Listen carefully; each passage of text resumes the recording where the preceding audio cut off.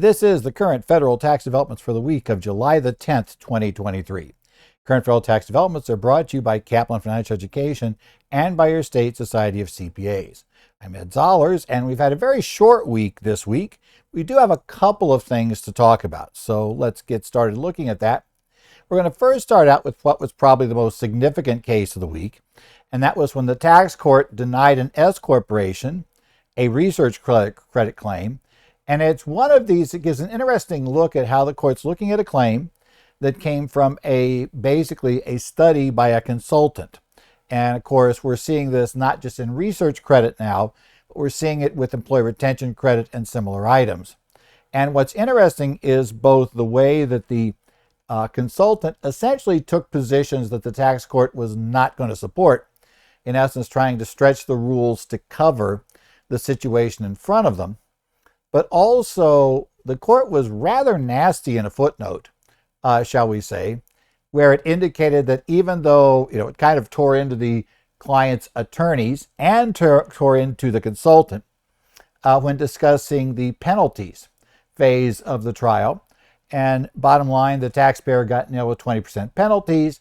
The court was upset with the taxpayer's attorneys because they really didn't present an argument. They said, oh yeah, just based on the full record, our client obviously had reasonable cause.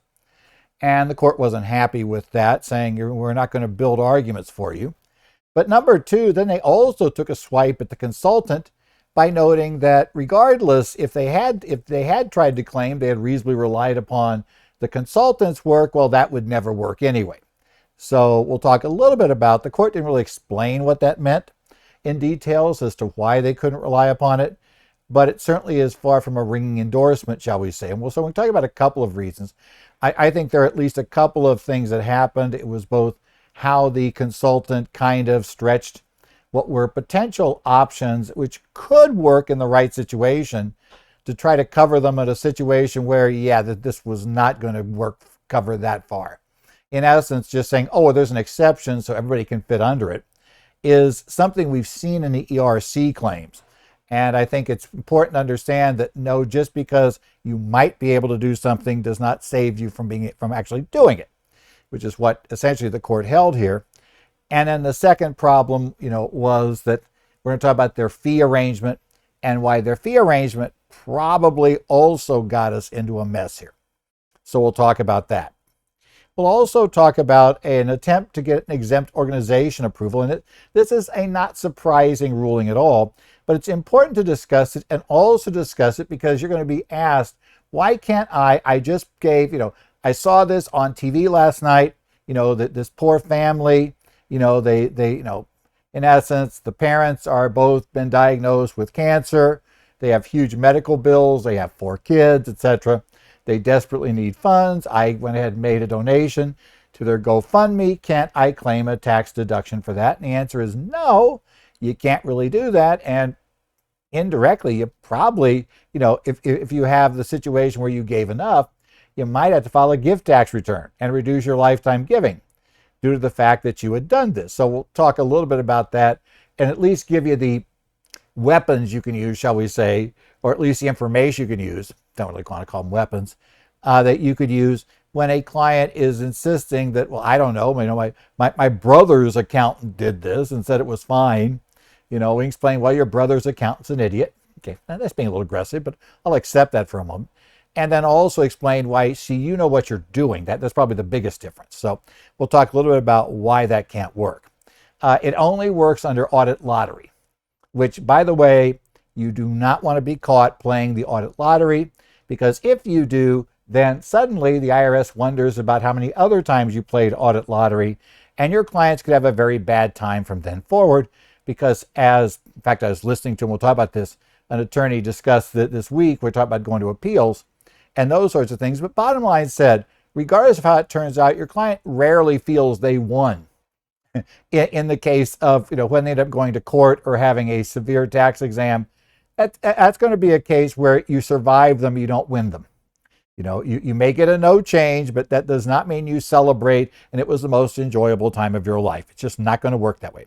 So we're going to talk a little bit about that, as well as discuss kind of just some background because of what we discussed this week with the research credit, other things, and the fact that I do think sometimes CPAs get a little mixed up, and it comes from the course I had this week that, where I was taking a course from a tax attorney, who does a lot of appeals work. And, he talked about, importance of various levels of tax authority in the place of appeals, and fully agree with everything he said. But I think there's some stuff unsaid that when you're talking about a client before we're in exam and before we're trying to survive based on what was on the return, that you interpret things, you take them a little differently. And clients need to understand these levels of authority a little differently than when you are in exam and we're stuck with the return as it is.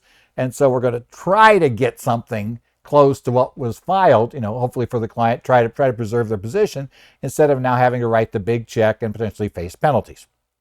So we'll talk a little bit about that. Well, let's start out with that research credit case. It was a case of Mark Betts et al. Versus Commissioner. Now, Mark Betts and one other party were basically the two shareholders. There were two involved. He and then I forget the woman's name who's the other shareholder.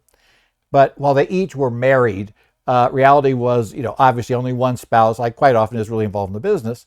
And they were involved in a business that was, in essence, involved in a case that's going to come up with the research credit under Section 41, right? And what this company did was design and supplies air pollution control systems, and they do it for plants for some rather large companies, right? Now, as you may guess, if I'm going to build a brand new plant and I'm, 3M, I'm Intel, I'm whoever, local utility, whatever it might be, I'm building this brand new thing. I need an air pollution control systems applied on this thing.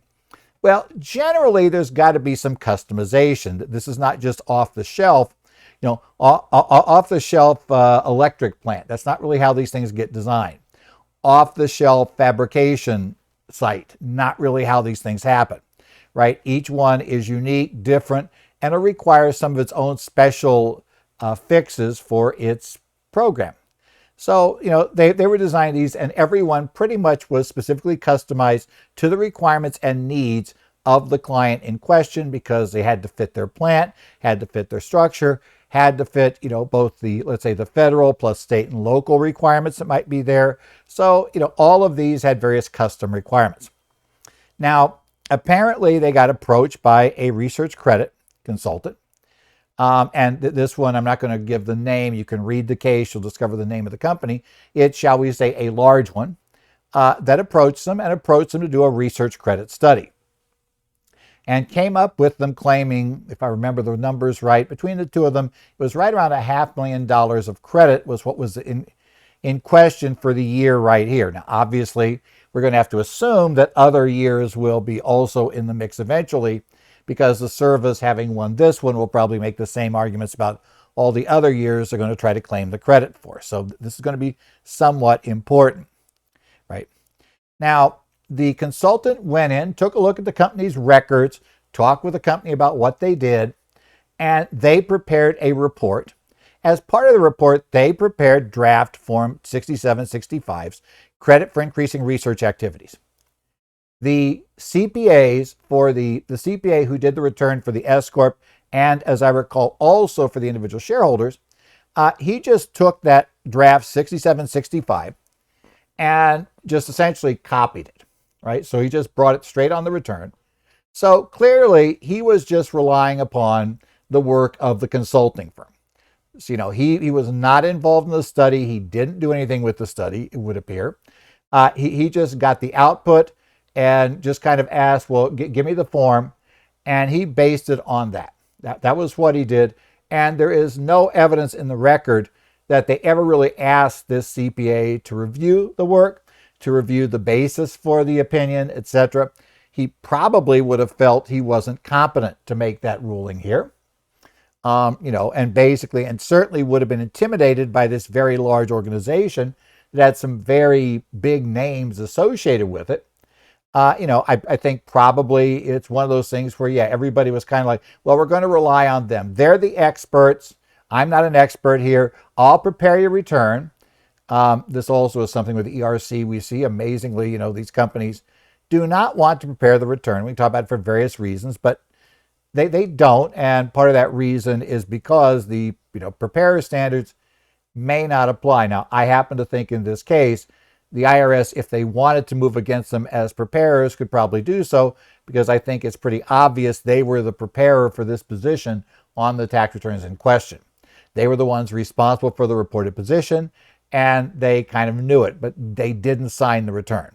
Nevertheless, on the preparer rules, you can still be a preparer even if you don't sign the return. So, as I say, but it'd probably be a little tougher for the service to win a case against somebody who didn't sign the return. Now, there were some key problems with this research credit study and the amount that they wanted to claim as research credit. First, we're going to talk about this problem that they couldn't show that what they were claiming. They claimed that they built specific model, and we're going to call them models. They never used the pilot model rule, but as the court said, that's the only rule that would work for them.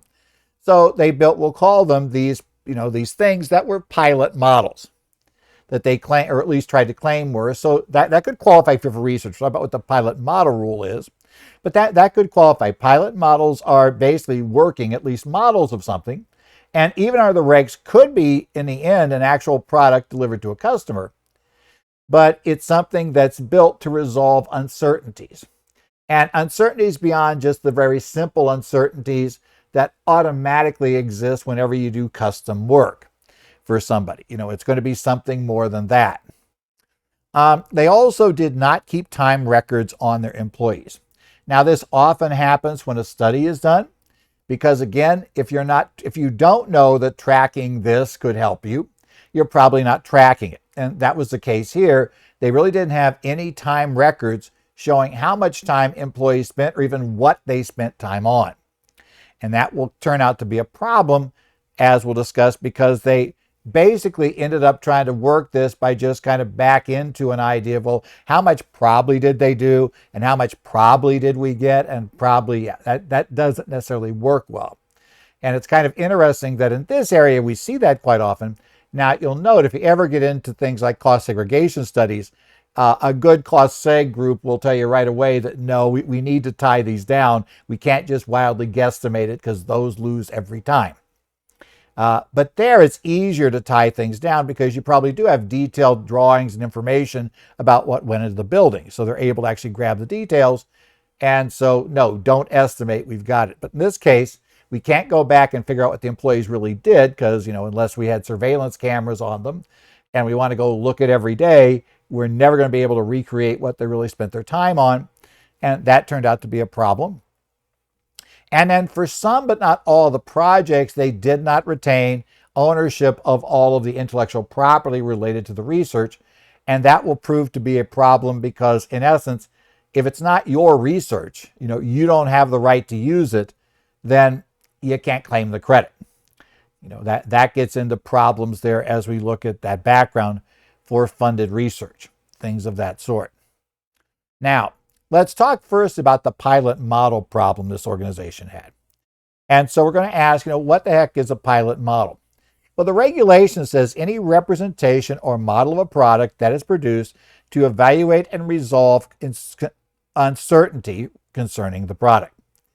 Now, this is key because this model needs to be built and needs to be used to evaluate and resolve uncertainties. And there should be a major uncertainty. And as the court kind of indicates, an uncertainty that may mean you just can't do the project at all, right? And you're not going to, you're going to want to learn about that early. So the idea is we build this model, and maybe in some cases it really has to be full size, which means that, well, if everything works out, we're going to deliver this to the customer. We could use it that way, but we're going to be evaluating constantly throughout the project, testing to see how we're doing regarding the uncertainties we're trying to solve. And we have very specific uncertainties that are more than just the standard issue we have with doing custom builds of something for, someone else. It's not like, well, we've never made an orange computer. So, wow, I have to do research to see what would be involved with orange. Not really. It's probably be very, very similar to making the red and the blue computer that you were making before. We're going to have those. Yes, you'll use slightly different dyes. Yes, there'll be other issues, but is there a fundamental problem?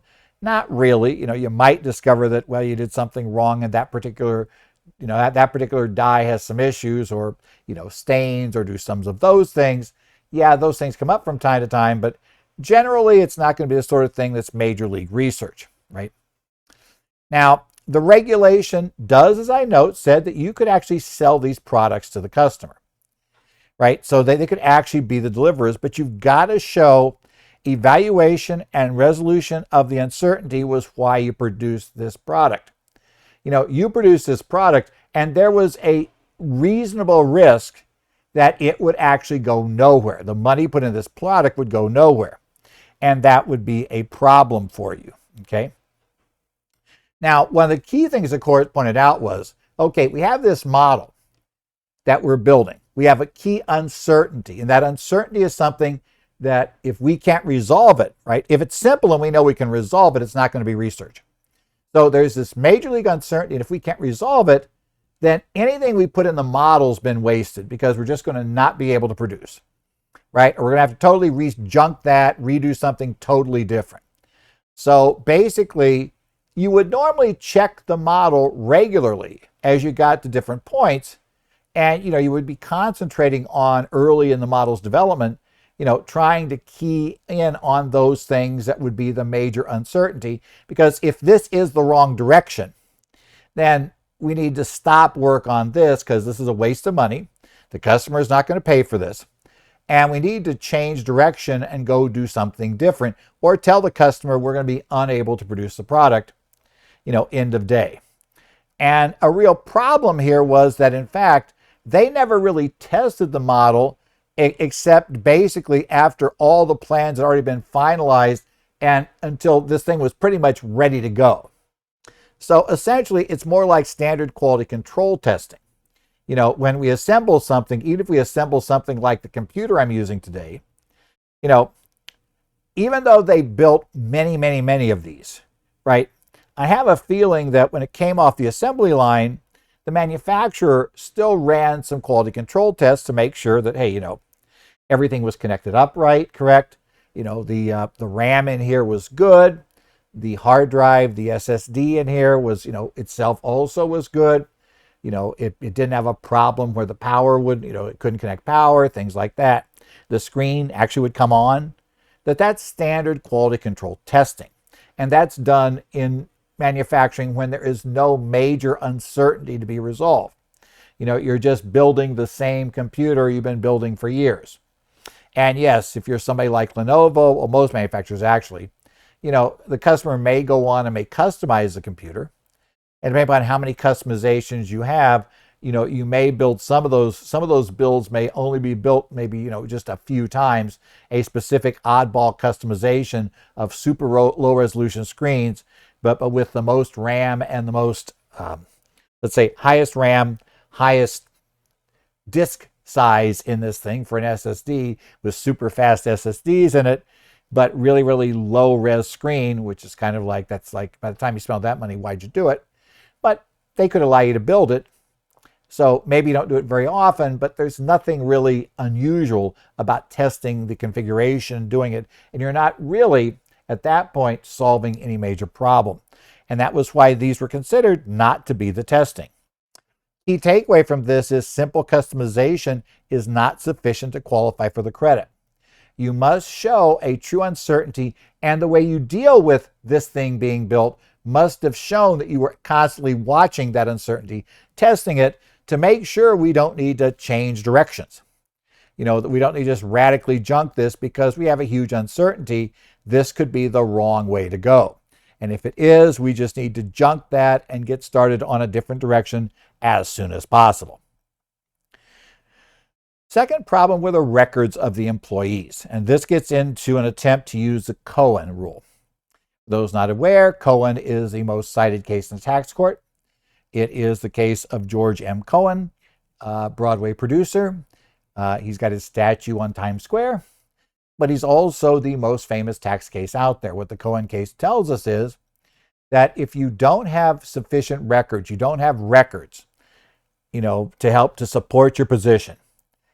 But if you can demonstrate that your basically that you should get the tax benefit, that you would qualify for some part of that tax benefit, and it can be reasonably estimated, then that's no problem.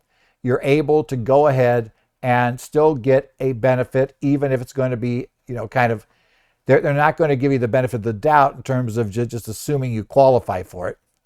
Or they're not going to give you a huge percentage, but they'll give you something. So they're going to try to use a Cohen rule to estimate time. But as I said, before you can use the Cohen estimates, you've got to show that, okay, it's obvious you qualified for this. In the case of George M. Cohen, the issue was, his travel, entertainment, etc. This is before 274D. They adopted those rules because of the Cohen case, which say you got to have records or no deductions allowed for, for a long time, travel, entertainment. Now entertainment is very different, right? You don't get it at all. But, you weren't allowed those deductions unless you have records. That came in law later. That was not in the law when George M. failed to have records. And so they said, well, it's pretty obvious. We know George M.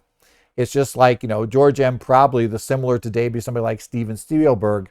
Well, we know he's going to generate various expenses for entertainment and other things going on because he's going to be out there, wining and dining various parties to get money for his next picture. He's going to be talking to studios, etc. He's going to be trying to get actors into his next picture, right? He's going to be doing a lot of that work. So we know he has that kind of expense incurred. The question is, can we get a reasonable estimate of what it is? In this case, the problem was they never had any evidence that these employees performed any qualified research expense. Remember, we didn't know at all what they did. And they never linked it up in any way, shape, or form that would show evidence that any of those employees they listed had any activities inside that were qualified research services performed by that employee.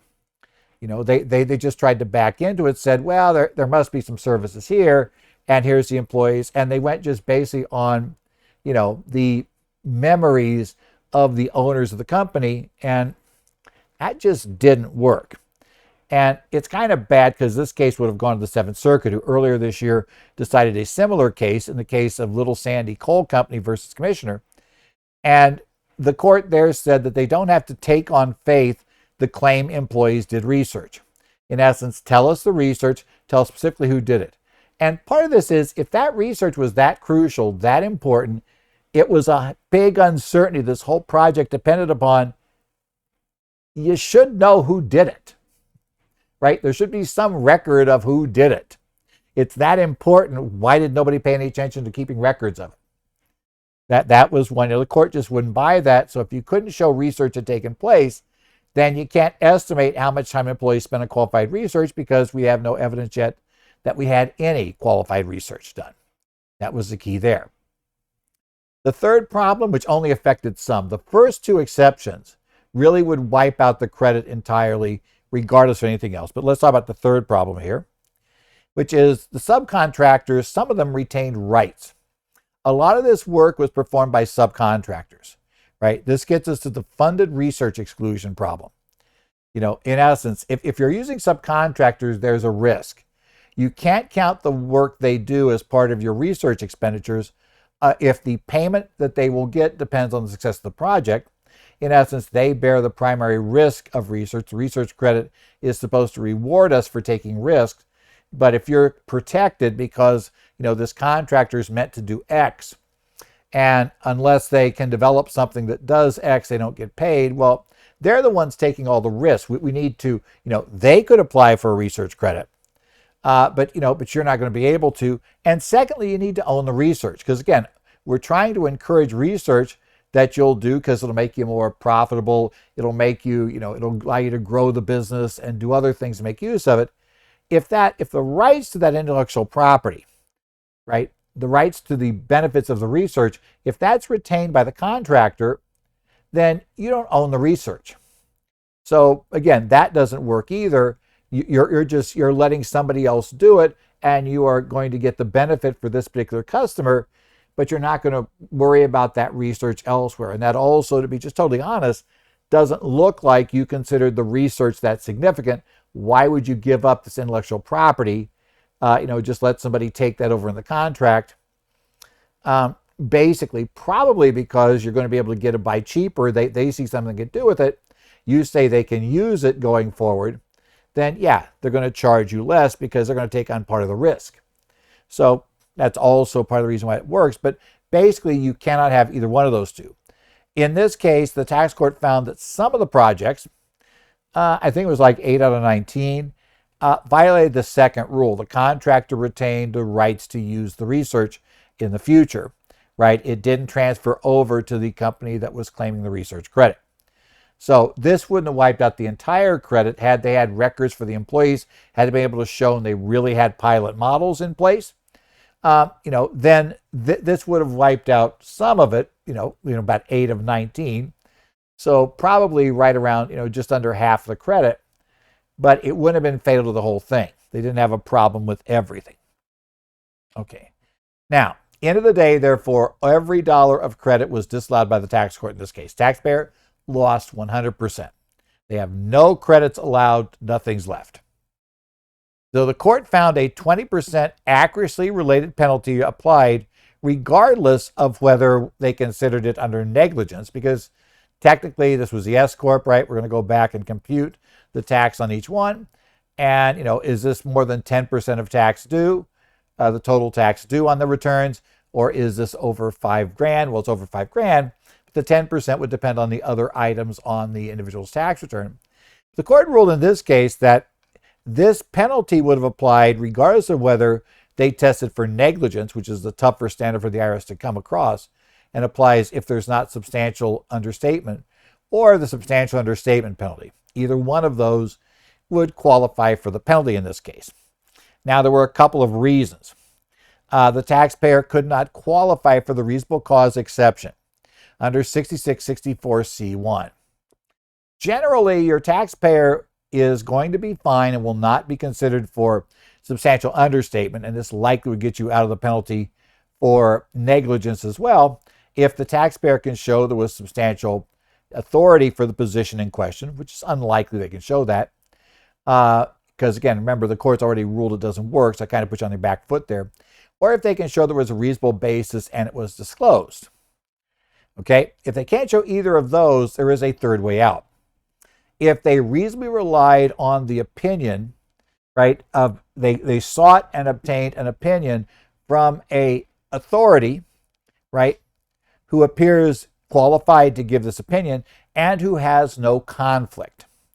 If they do that, then it is considered to be, they could rely upon that authority to the extent that there's no reason the taxpayer should themselves know better, know what's going on. However, if the person you're relying upon, if they have a conflict of interest that biases them toward giving an opinion, that says, oh yeah, you're allowed to take this really, really, this particular position on the tax return, and they say it's fine because they get paid only if they say that, then that opinion generally cannot be relied upon. That looks upon the neonatology case, where we see things like that. So let's talk about how this taxpayer blow the penalty exception.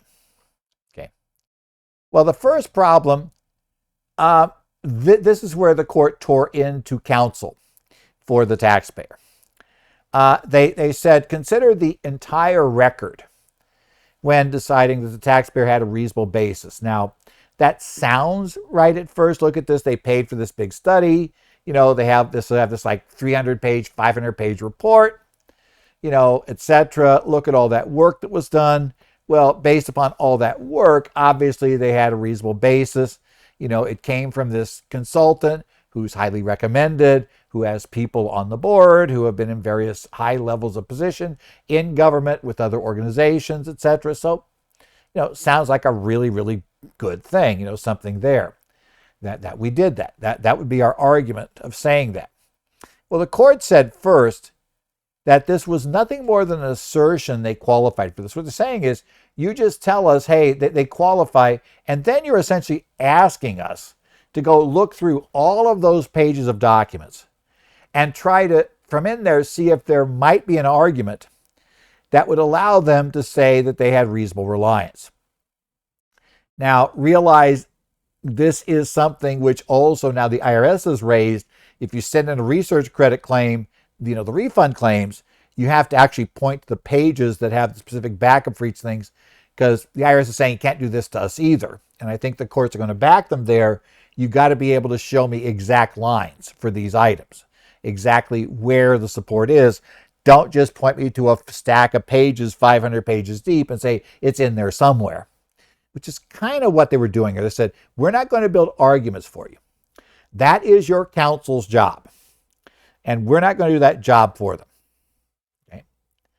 Secondly, we came back in, but they said, and this is where they actually, in a footnote, went out of their way to twist the knife some. Okay.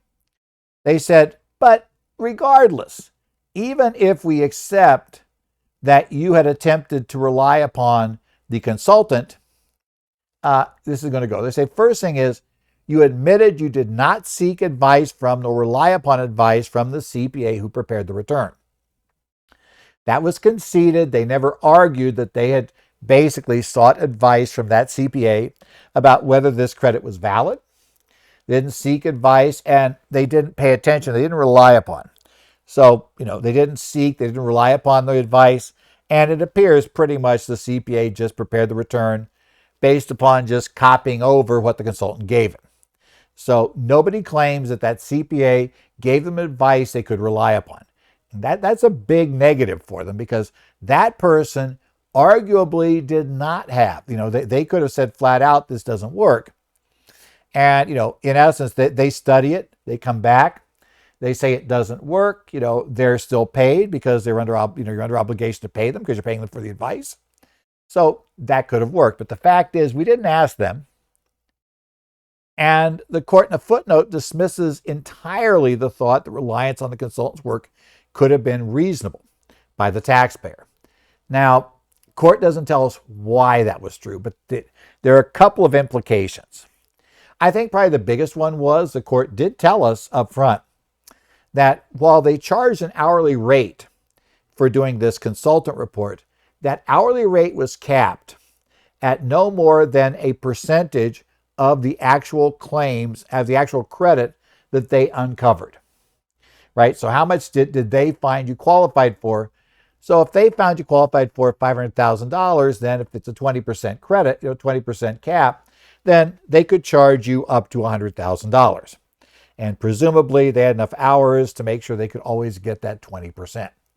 If they'd done all the work and determined that you didn't qualify, well, there were 0 credits identified. 20% of 0 is 0. So as you can see, they don't get paid unless they find you qualify. And as well, they have a bit of a bias to find the bigger number. Because again, if they find you only qualify for $2,000, then they're not going to get paid much. So if they find you qualify for $500,000 and they're getting a 20% fee, then you're going to qualify for a lot more. So there's an inherent bias there. And this goes back to the neonatology case, where they held specifically there, an insurance person had sold a doctor's group on this, was it 419A plan, that it would allow them effectively to deduct life insurance paid on the lives of the doctors. Basically turn non-deductible life insurance into deductible, and then be able to magically extract it from the company. And there were all kinds of neat things, and basically the court threw the whole thing out. But they said, and the doctors tried to argue that they relied upon this insurance guy who came in and told them, oh yeah, this works, it's great, etc. They said, no, you can't rely upon him, because fundamentally he only got paid, if he advised you that you qualified. He didn't get paid a cent if he advised you didn't. And that conflict is something that anybody could see. You didn't need to know a thing about the tax law to understand that conflict. It's kind of like just going blindly into a random car dealership and asking the salesman on the floor, if this car right here, which is, let's say, the highest cost car in the building, if that would be the best type of vehicle that you could have, both his company and that particular vehicle, the salesperson has a real incentive to say yes. Exactly. Why would he sell the product of another company, or why would he want to sell you a less costly one unless he just doesn't believe you're going to qualify, for the financing to get the one you want? So That's considered to be an inherent bias that anyone should be able to see, and therefore it's not reasonable to rely in that case. Right? What's some of our key problems? The lack of records would have been fatal in the case itself, but the consultant went ahead and tried to build estimates. Again, remember, only if the consultant could find you qualified did you get paid. There's an utter lack of records. That, as the court said, was in and of itself fatal. However, if they arrived at that conclusion, well, that gets their fee to zero. That's going to be a problem. So there's an incentive to try to find a way to solve this problem. And so they went about trying to solve it, even though the records were so poor that, the court said, frankly, you can't even show us any sort of research was done because you have no records or anybody actually doing that research, and you can't really identify what the research was. So saying there's our first problem. Our second problem was that, they made a jump, which I see done multiple times. The regs say that you can deliver a pilot model to a customer. That could eventually be delivered to a customer, assuming everything worked out. You solve the problems, etc. You might have a pilot model that could then be moved into being the ultimate deliverable. But all that says is that merely the customer getting it won't kill it. I mean, it could never qualify, but you still have to show that you meet the requirements independent of, whether or not whether or not the customer took it. And in this case, they seem to have latched mainly on the concept that, well, we can deliver it to the customer. And so it's okay that that doesn't kill it. Again, remember, we need to have some backup for that. That's going to be key. Also, the contracts with some contractors had clauses that meant the research wasn't the taxpayer. No rights to use the results of research, just deliver a product. In theory, the consultants probably should have caught that. Right? And if you're going to be doing this sort of thing, be careful here with the contractors. Right? You want to make sure that you understand that limitation and that that's not in the contract. And in fact, I would say a good thing that, hopefully if you have a research study and you're using contractors and you didn't know about any of the rules ahead of time, hopefully the contractors find that, some of your contracts are just not going to qualify. Others may, but these won't because you have these contracts that we're going to say are going to fall into the problem of the funded research rule. Okay. And finally, the real problem here for the penalties was they failed to get a true independent opinion from a party without a vested interest stating that they qualified for the credit. The consultant, by definition, and remember, the IRS has gotten aggressive now in the most recent guidance on the employee retention credit. They stated flat out that taxpayers basically should never rely upon statements made by an advisor who is being paid strictly based on an amount of refund received. And so basically it's never going to be reasonable. This kind of gets to the same point. So be aware of that, right? Again, these problems we see here, I've seen them in a lot of ERC studies, right? The consultants stretching rules because there aren't records. So they stretch things. They don't worry about getting the records assembled to be proper, or the records aren't there, so they estimate or do guesstimates.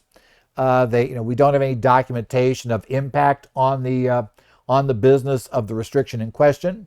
So we just kind of have vague talks by the owners about what impact they think is there, and it's like that's stretching to make it work.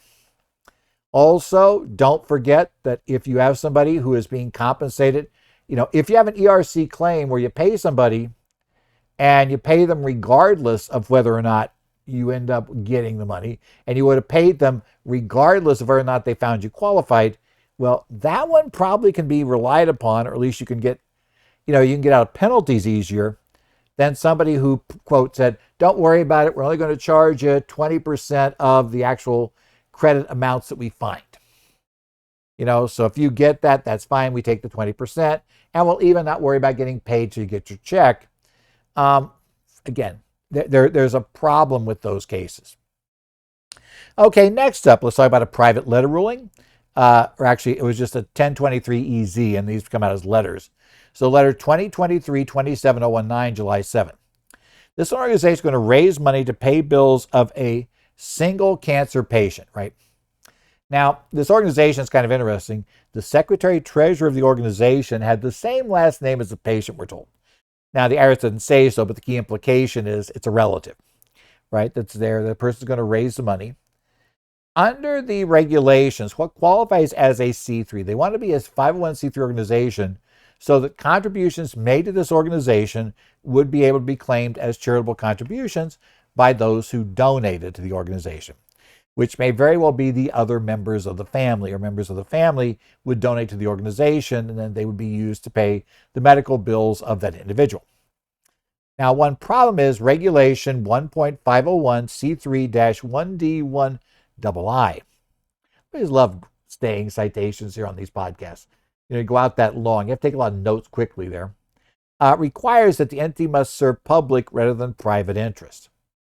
Okay, that's key. You've got to show your charity is serving the public as opposed to private interest. That gets down to things like private inurement, where the benefit goes to somebody. Private parties is the main reason to form this thing, not a general beneficial benefiting the public in general. Okay. And they have a couple of things they cite here before they'll come with their decision. They talk about Revenue Ruling 67-367.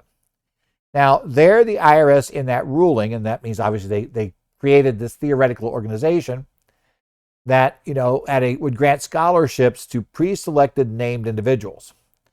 And they said because of that, it's raising money to give scholarships to these pre-selected individuals. We know who they are, that fails and cannot be an exempt org because, basically we've got private benefit here. It violates the reg. It's not being done for the public in general. It's being done for a group of people that the donors know as soon as they put the money in who the money's going to, exactly who it's going to, right? And that's all this organization is formed for. They also talk about a 1986 case, Wendy L. Parker Rehabilitation Foundation, Inc. versus Commissioner, TC Memo 1986-348. In this case, it was a similar one that is raising money for medical expenses, in this case for patients in comas.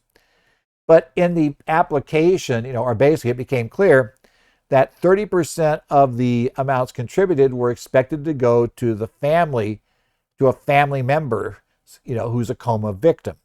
Right? Family member of those who are forming the organization. Even though 70% of the benefits would go to other coma victims, not the person who may very well be Wendy Parker at that point. I'm guessing that's where the name came from. Because even though 70% was going to go to other unrelated parties, that was still, the 30% was too high, and the tax court denied 501c3 status for the same reason. There was too much private activities involved. And the key is, did the organization have a significant non-exempt purpose? That 30% was significant. In this case, our organization is going to give 100% toward this one identified person. So based on both the Wendy Parker, 100% is much higher than 30. And then secondly, the Revenue Ruling 67-367 that talks about the donors know exactly where the money's going. It's not we're giving to people with medical problems in general or medical bills in general. We're just giving to this one particular person. That basically means the organization is not an exempt org, and the contributions to it cannot qualify for a deduction on Schedule A. Now, this is something to help you explain to clients, because we have this all the time. They watch something on TV, right? There was some sad story on TV about a family now that's down on its luck.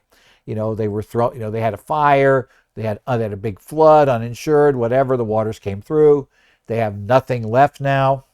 And so this poor family is stuck, and they're on TV, and they set up a GoFundMe. And your client makes this big contribution to the GoFundMe fund for that family, which is nice, but it's never going to qualify for a 170 charitable contribution, right? It's not going to work under that theory. Now, note that a 501c3 organization could give support to the individuals. You have to watch for private inurement, but it is possible that you could ask, let's say, a church, whatever, sometimes you see that. They may decide to sponsor a family, let's say like a family of refugees or something coming in to get them relocated from a war zone. They could be doing things like that, and you see those sorts of things happen. And that's fine, but that's part of the overall purpose of the entity. It's serving that. It wasn't formed solely to do something for that one family. That wouldn't work. And so you can have things like this work. Now, as I say, always have to be a little careful about this, because if you hijack the charity and essentially now make sure going forward that like half of its donations will always go to this one person, that's probably going to be too much private benefit and going to be too much of a problem. So you have to be a little more careful there. But either one is in play. So like I say, I like this one more because it allows you to say, here, client, this is why that $5,000 you gave to GoFundMe is not going to be deducted on Schedule A. Or why this $15,000 you gave that GoFundMe fund is not only not going to be deducted on Schedule A, but we're going to have to file a gift tax return. Right? Because of that, you can't qualify for this. You don't get a deduction. That's been asked multiple times. Okay, finally, let's close out this week discussing briefly what I want to say, like the tax research hierarchy, right? And I want to mention this because we get into this question and people sometimes need to understand, when you're doing tax research, you're looking up something. I got this question, does X qualify for this, right? How do we do this? What's involved? Can my client get this benefit? And we go to our tax research service, or we attend a CPE course, or maybe even got something like this you're listening to that has a weekly update that talks about, hey, in this case, this is what came down. Like we talked about this week, a basically tax court case, a memo case. We talked about a letter ruling on a specific application for an exempt org. Now, you may read that. You may be reading the RA coordinator, federal tax coordinator. You may be reading a BNA portfolio. You may be reading an article in tax, in some tax magazine. And they, will cite these things. So you come up with, you'll see this chapter, taxpayers, who are doing X. And you'll see this, and it'll say like, in a case or in a ruling, the IRS stated that, if you did X, the result was Y for tax purposes. But realize not all of those are created equal. And the problem is, too often I see people research and they just go into something like the federal tax coordinator and they find a line that describes their situation kind of, and they don't really pay attention to what backed it up. Right? They don't look down at the footnote reference to see what type of backup do you have here. And even worse, they don't follow that up to actually make sure that their situation actually is covered by the particular item that was what the tax service was referencing. Hint, if I'm going to break anything down to a one-line statement, I'm going to have to leave out a lot of details. Like the research credit case I talked about earlier today, that was a 141-page opinion. We did not go through 141 pages and every single detail, because they went through every single project in excruciating detail, right? We summarized a lot. Same problem here. So you want to make sure you do that. So what's the hierarchy? The hierarchy says these certain sources are simply better than others, and they're gold. And also is important is the context of where we are in the tax process. If I'm advising a client before the transaction has taken place, we can try to arrange the facts, to benefit us, right? So we can do things and avoid certain traps or certain questions about whether we really fit into this particular ruling, because we can make sure things meet those requirements. We can ensure we don't foul it up. Just like that research credit, if we were ahead of the game, we could have used the pilot rule and maybe said, okay, yeah, probably this will be delivered, but maybe we could show major uncertainties that we could document, that we test, and we could treat it like a real, and maybe it could qualify. I'm not saying it could, but maybe it could. Ahead of time, we look at that. So ahead of time, I'm going to try to get the client, if I can, on the highest authority possible to eliminate fights. Because the less, the more flaky, shall I say, the authority is, or the less reliance can be placed upon it, the more likely it is that we're going to have trouble. And we're going to have fights in the exam process. So yeah, it matters. If we're in exam, I'm going after everything I can go for, right? I'm just trying to find something to make it stick. Now, the top of the hill, as I say, the top thing is U.S. Constitution. Very rarely is this an issue, although we did discuss the potential, you remember, here recently about that being an issue when we talked about the ruling on the 965 transition tax being sought at Supreme Court. That theoretically could be a 16th Amendment case. I understand if they did rule and throw it out based on that, it'd be the first time they've ruled and thrown out a tax law in over 100 years based on constitutional issues. So now we did have a constitutional issue that indirectly hit taxes when the Defense of Marriage Act was ruled to be unconstitutional.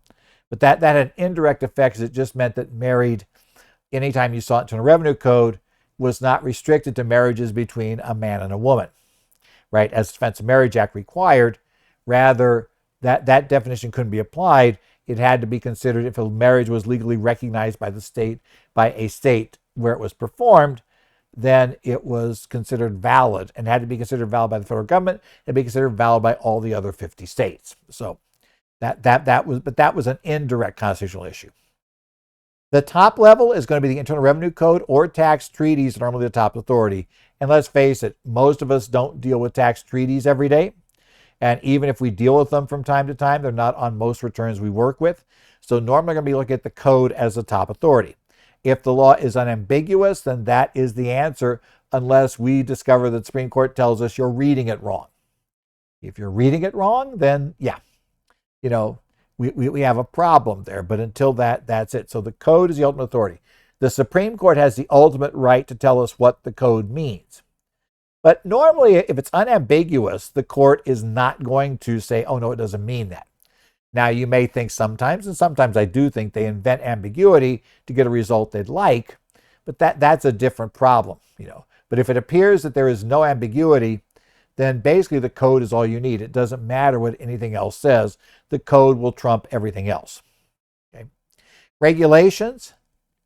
These, in most cases, especially if we're doing something, well, I guess we could always go against, but it's really, really rough. Regulations will generally be accepted by the courts, except in very rare situations. And the real thing to worry about with regulations, if you're in violation of those, if you're going against them, is the client's got to understand that the IRS is not going to is almost certainly, unless the reg's already been ruled invalid, at least by the circuit court that the appeal would go to. The IRS is not going to give up on that. So you're not going to give at any level based on the regulation being invalid. And they're probably even going to have trouble in appeals getting much in the way of risk of litigation rules being allowed there, because basically they're not going to give up on a reg, because a reg is almost always supported entirely by the court. So regulations, you got to understand it's a very aggressive position. Generally would require litigation if challenged, and also requires filing an A275R with the return to disclose you're taking a position contrary to a reg. So regulations are very big. So that means generally for any position, you should know the code section or sections that impact this position, and you should take a look at the regulations. Now, the problem with regs is they aren't updated always very quickly. So you do have to be very careful on regs to make sure that the law hasn't changed, because again, law trumps regs. And if the law has been changed and the reg's now discussing something that's no longer in the law, then the reg is kind of invalidated itself because it hasn't been updated. Your tax service almost always tells you what the most recent update date was. And if you look in your Internal Revenue Code history, you'll find out when provisions were added to the code. So you can pretty much tell if the code section has been changed after the reg was issued. Did the reg incorporate everything that it should? That's the big risk on regs. But otherwise, if the reg is based on the law as currently written, normally you're going to just have to follow that. Again, it's a very, very, yes, regs are held invalid. Yes, they could be held invalid, but just understand that that's going to be a much messier system and going to probably require a whole lot more work in terms of going all the way probably to court in order to get that overturned. And you're likely to find that even if you win at tax court, the IRS is going to haul you into the Circuit Court of Appeals. So whether you like it or not, it's going to be an expensive trip as well. Items published in Internal Revenue Bulletin. Revenue rulings, revenue procedures, announcements, notices, and the like. Generally, the IRS is stuck with these because the courts aren't going to let them back out of what's their own effectively written official position. The courts are more likely to question these than they are reg, far more likely to question than they are regs, but you still got to have support for your contrary position. I see some people sometimes look at something like the notices on the ERC and say, oh, that's just a notice. And, okay, it's just a notice. And yes, they could rule that notice is wrong, but you need to give me a position that is more compelling than the notice, or you're not going to win that one, right? So it's not enough to simply say the IRS position is only based on a notice. You need something more than that. Okay? Private letter rulings, technical advice memorandum, chief counsel advice, and the like, they're technically not binding on anyone, but IRS agents and IRS appellate conferees are less likely to take a contrary position and say, no, it went to national office. You can use that to help them. And they stand on their own as legal analysis. So again, you need your own backed up position. But if that PLR or TAM is in favor of you, especially TAMs, are in favor of you, technical advice memorandum, go ahead and adopt that reasoning and force them to explain explicitly how the national office got the analysis wrong. So chief counsel's office fouled up, phrased that way, they might be less apt to want to challenge. But still, remember, it doesn't really, and certainly you got to make triple sure these are still valid, right? Court cases, normal problem we have is a proper application of the concept of differentiation. Why do your facts mean this decision does or doesn't apply to your situation? What are the facts in the case in question?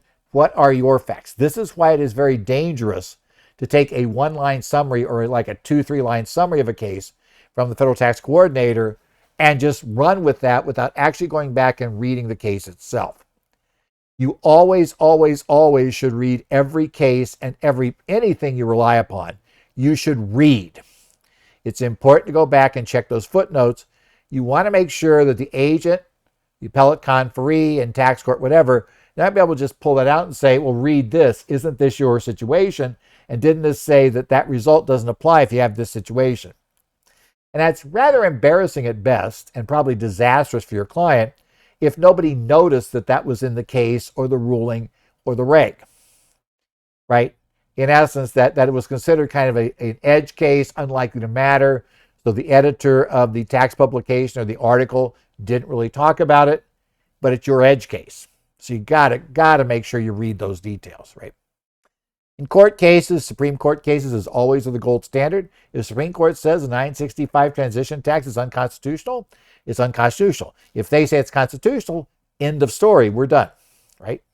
End of game. So whatever if they come up with something that doesn't really say one way or the other when we get done, which is always possible, then yeah, we're kind of stuck with no answer. But if they do give us a clear answer, then that's the answer, right? They do that. The next thing you need to look at is a case for your Circuit Court of Appeals, which would hear your client's case if it gets there. So if you're like I am in Arizona, my client's in Arizona, our case, unless we go to the U.S. Court of Claims, our appeal would be heard by the Ninth Circuit Court of Appeals. If the Ninth Circuit has ruled on something, then that's going to bind the IRS, the tax court, and us, right? Basically, because in essence, if we take it to tax court, the tax court under the Goldson rule is going to follow what the Ninth Circuit says, how this works. If the tax court believes that's wrong, the Ninth Circuit is going to back this up. Yes, in theory, they could change their precedent. That does not happen very often, and you're really gambling if you're trying for that. So it means that the first place that you have any real possibility of getting relief would be to get to U.S. Supreme Court. Remember, it doesn't have to hear your case. So yeah, if your Circuit Court of Appeals has ruled a certain way and your client doesn't like how they ruled, move. That's probably the best approach. Move, and then you can start taking the position of the court that said what you liked, and then hope the case doesn't go to the Supreme Court where you discover who's right on the answer. The U.S. Tax Court, their opinions, right? There's a whole ton of them. Reported full tax court decisions. These are like number TC and then another number, or number TC number and a number. These are fully reported, reviewed cases. They are considered fully precedential. They will control. You'll get the same result if you have the same facts. These are cases that deal with a matter of law that is new, unique, something the tax court has not considered before. Since most cases don't have that, and by the way, not necessarily everything in the case. You need to determine from the case what the unique fact is, what the unique ruling is, because that's what's going to be controlling going forward. Most cases that you're going to see fall into the memorandum decisions. Now, these are not technically precedential because they didn't get any new law. They're just applying old precedents to another set of facts. But generally, if your facts are close to that, you're going to see them, they're going to be followed by the court in later cases. And you will see the court report on them, use them in their reports every so often. They're cited quite often by the court. They're cited by the IRS. They're cited by, taxpayers. This one's not unusual. Okay. Those are probably the two most important types of tax court case opinions. There are two others. There is the summary opinion. Now, these are less useful because there's less than $50,000 in dispute, and the big hitch is they can't be appealed. Okay, so they're still useful analysis. They let you kind of see how tax court judges thinking, but you can't rely on them for much, and certainly we don't see them cited almost at all by the courts. I think every so often you'll see one mentioned somewhere, but it's rare, super rare, they would ever mention a summary opinion.